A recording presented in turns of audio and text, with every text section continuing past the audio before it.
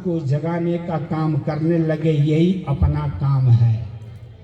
अब इस बात को हमको कौन बताएगा, हमको कौन समझाएगा कि बड़े भाग मानुषतन पावा सुर दुर्लभ सदग्रंथन गावा, बड़े भाग से आपका मानव शरीर परमात्मा ने दे करके भेजा था।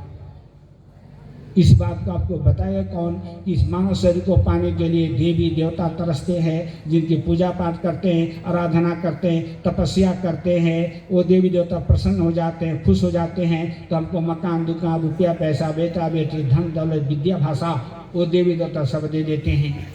लेकिन वही देवी देवता मानव शरीर पाने के लिए क्यों तरसते हैं, वजह और कारण क्या है।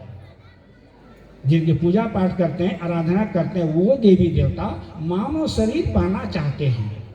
किस लिए पाना चाहते हैं, वजह क्या है, ये बाबा उमाकांत जी महाराज ने छोटे शब्दों में बताया हुआ है कि मनीषा देह, ये मानव शरीर मनीषा देह मुक्ति का द्वारा, राम सुमीरो जग सिरजनहारा। साधन धाम मोक्ष का द्वारा और पाइन जे परलोक समारा, ये मनुष्य शरीर साधना का धाम है, मोक्ष का दरवाजा है। जीते जी इसी मानव शरीर से उस प्रभु परमात्मा का दर्शन और दीदार होता है।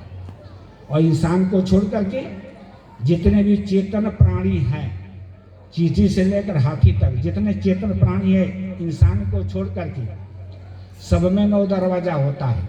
चींटी में भी, हाथी में भी, देवी देवताओं में भी, इंसान को छोड़ करके 9 दरवाजा, 2 आंख का, 2 नाक का, 2 कान का, 1 मुंह का, 7 और 7वां 8वां 9वां दरवाजा टट्टी पेशाब का रास्ता, इस सब में होता है। इंसान को छोड़ करके, इंसान में 9 नहीं, इंसान में 10 दरवाजा होता है। तो 10वां दरवाजा कहाँ होता है, 9, 2 आँख 2 कान 2 नाक 1 मुंह टट्टी पेशाब का रास्ता 9। ये माताएं बहनें बैठी हैं जहाँ चंदन टीका टिकली विद्या लगाती हैं, यहाँ स्थान का नाम है 10वां दरवाजा।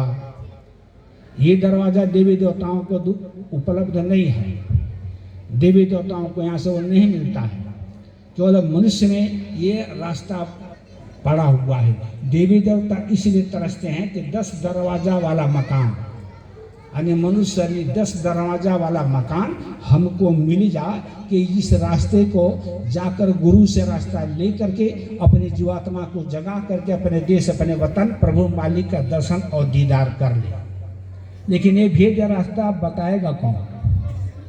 पूरे विश्व में कहीं भी चले जाओ, जंगल में चले जाओ, कंदराओं में चले जाओ, शहरों में चले जाओ, जहाँ भी कोई माता बहन होगी, चंदन टीका टिकली विद्या यहीं पर लगाती है। पूरे विश्व की बात कर रहा हूँ। क्यों?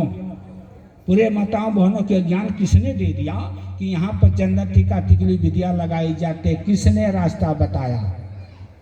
तो मुर्शिद कहते हैं गुरु को, मुर्शिद गुरु कहता है मुर्शिद नैनो विचन नबी है।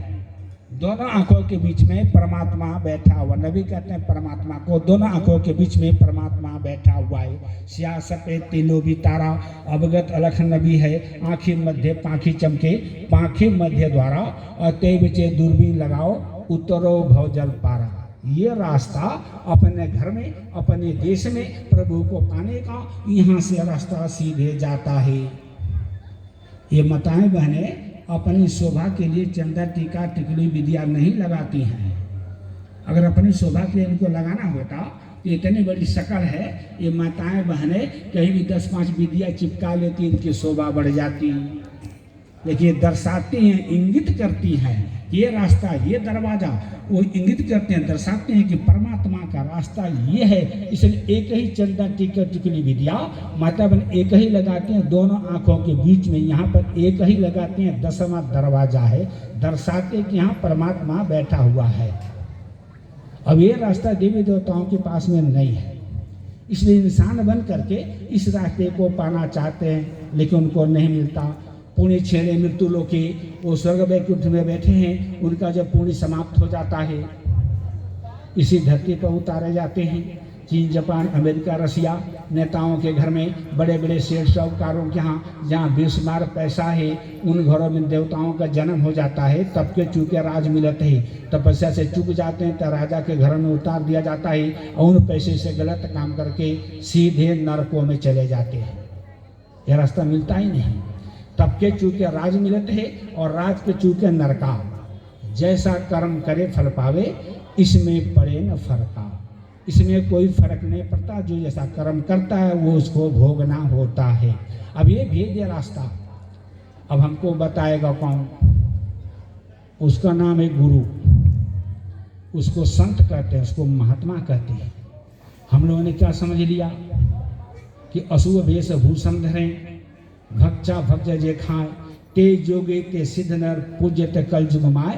जो को झूठ मस्करी जाना, कल युग में गुणवंत बखाना। देखा इधर से 3 सड़क बना हुआ है, इधर से 3 सड़क बना हुआ है, दाढ़ी बढ़ा लिया, बाल बढ़ा लिया, रामायण सुना रहा, गीता सुना रहा, भागवत सुना रहा, कथा कीर्तन सुना रहा है, रंग बिरंगा कपड़ा पहन लिया और देखा कह दिया संत संत, गुरु गुरु और गुरु।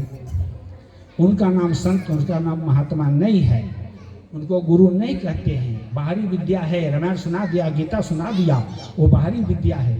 बाहरी विद्या आप भी पढ़ लो, आपको याद हो जाएगा और आप भी सुनाना शुरू करोगे, तो बाहरी विद्या नहीं। संत कहते किसको है? महात्मा कहते किसको है? इसमें आप माँ बाप बैठे हो, कोई माँ बाप ये नहीं चाहता है हमारा बच्चा दुखी रहे, तो हम लोग अपने बच्चे को सुखी बनाने के लिए कुछ भी करना होता है।